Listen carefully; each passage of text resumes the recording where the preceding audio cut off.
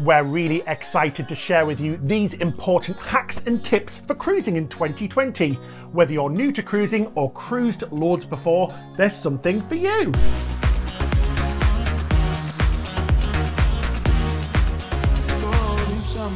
Well, ahoy there, cruisers! We're Cruise with Ben and David. Our first tip is just a quick one-liner.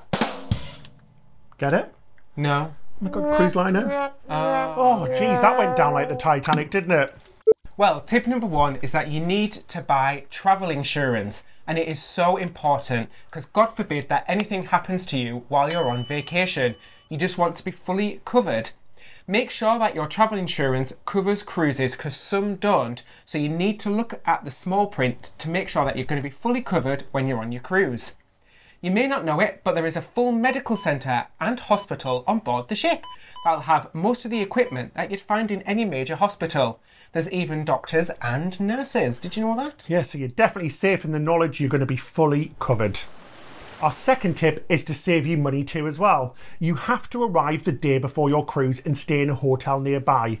If you have a flight delay or heavy traffic on the day caused by congestion or a road accident, you may miss the ship and it will not wait for you and could end up costing you an absolute fortune to catch up with the ship or even missing it altogether.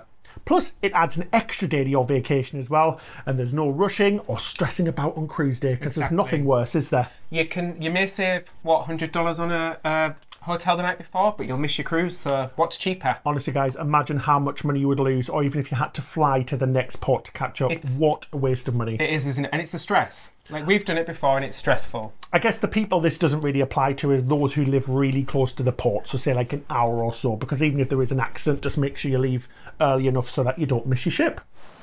Next tip is a tip that we always do. As soon as you're bored, take a look at your cruise card to see what table number you have been assigned to in the main dining room. And you can go to the main dining room and check out where your table is and see if you're going to be happy with it. We do this all the time as soon as we get on board. If you're not happy where you have been assigned to sit, and if you're not happy where you're going to be sitting, you can go to the maitre d' and ask to be moved to another table if it's available. And sometimes on quieter cruises, and if you do this quickly enough, you could definitely end up with a much more desirable location, like a window seat. Yeah, if there's a window seat going, get it quick.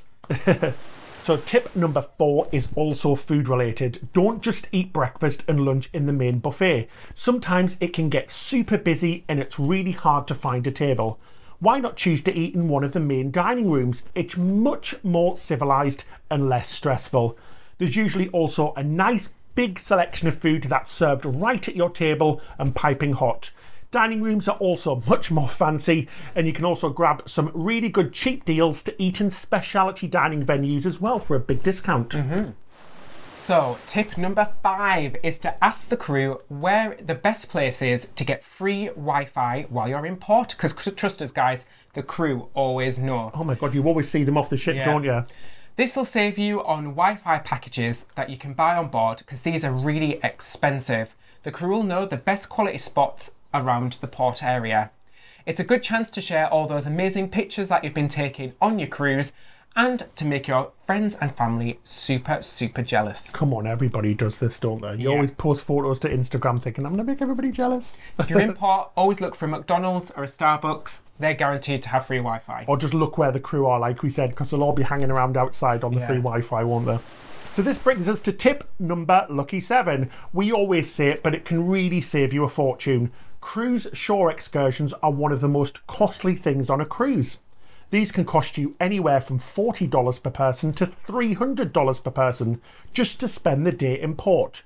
And this usually involves some sort of pre-organised bus ride to one or several locations and then a few different activities. Price them up using local transport and taxis, and especially in Europe where local transport is usually very good, with trains, buses, taxis, trams and even Ubers all available. Honestly, it can work out so much cheaper. Keep the extra cash to put towards your next cruise. But it's very, very important that you get back to the ship in time. Some places around the world where it can be a little bit more dangerous to go out, we do still recommend that you take an official shore excursion provided by the cruise just to keep safe.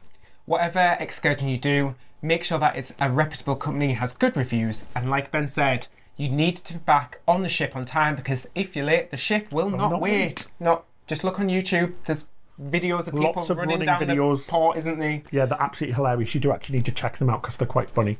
People screaming, "No, don't go!"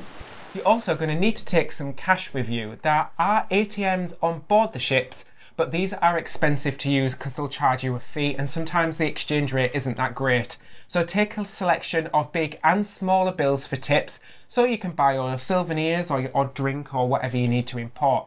We always recommend US dollars when you're sailing the Caribbean and euros whilst you're sailing in Europe. The crew will be happy to take either as they travel around the world a lot. So if you do want to give a cash tip, just give it in US dollars or euros, it'll be fine. It really doesn't matter, does it? Because they always go all around the world and add it all up. So tip number 9 is to stay away from room service on cruise lines that now charge. This includes cruise lines such as Royal Caribbean, MSC and Norwegian. The food is really no better than the buffet, and it's just easier and definitely cheaper to just quickly run up to the buffet and grab a few plates of food, then bring them and enjoy them in your room. And you're never too far from a buffet or quick service restaurant either. Feel free to ask for a full-size pizza at the buffet or free quick service restaurant and save money. They're usually really happy to do this. Some cruise lines that include free room service include Princess, Celebrity, Holland America and Carnival, but all have extra charge items on the menu as well which you can buy. If you do get room service, you should tip $1 or $2. That's where the cash and small bills from the last tip come in handy.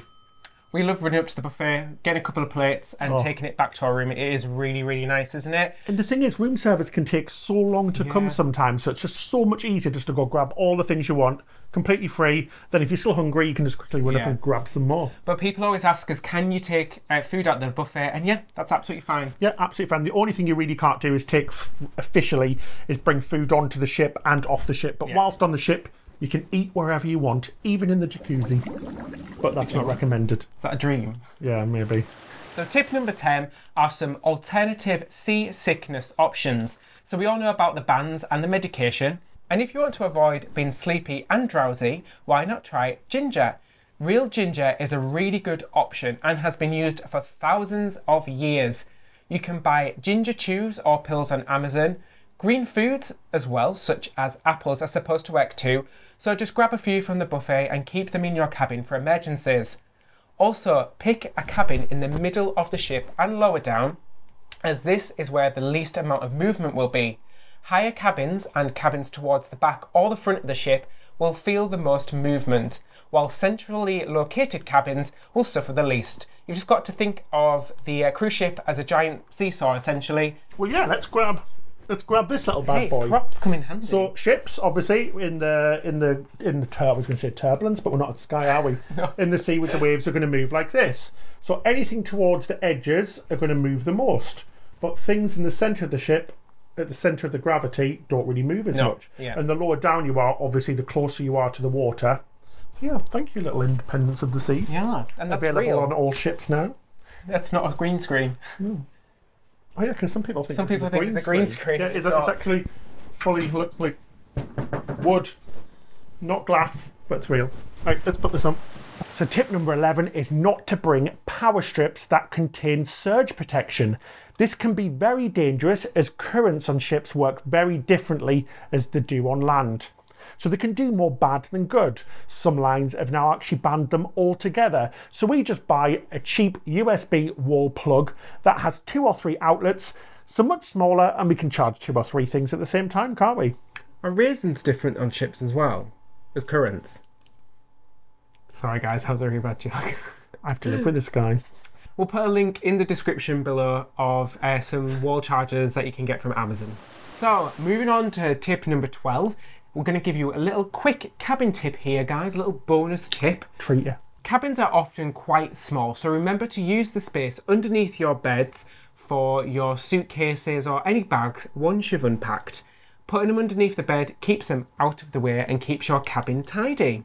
We also like to bring some strong magnetic hooks and so that we can hang hang things from the wall. Yeah, it's great. No, it's really good for hanging up shoes, clothes, anything, because there's not much space, especially on some cruises where there's so little storage, like wardrobe space. Yeah. Especially when you're a family, you can get all them coats, jackets, cardigans, even things like the Cruise Daily Planner hung up on the wall, and they're so cheap to buy as well. Yeah, they are. So our final tip, number 13, which I promise isn't unlucky, so don't worry, is to have lots of patience on the first day of your cruise, especially when boarding.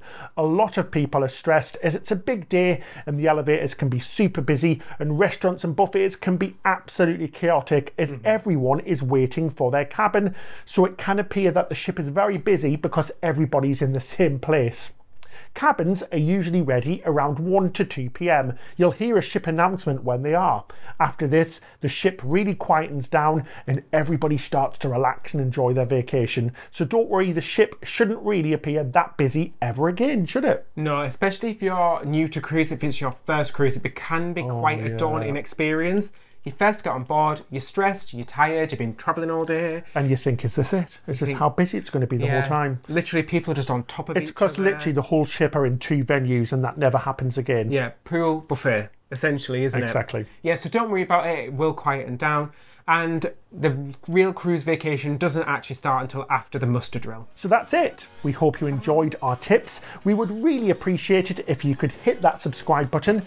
We have so much more fun content coming soon. Let us know in the comments what you liked about our video as well. We love to hear from you guys. Yeah, we really do, guys. Let us know in the comment section below.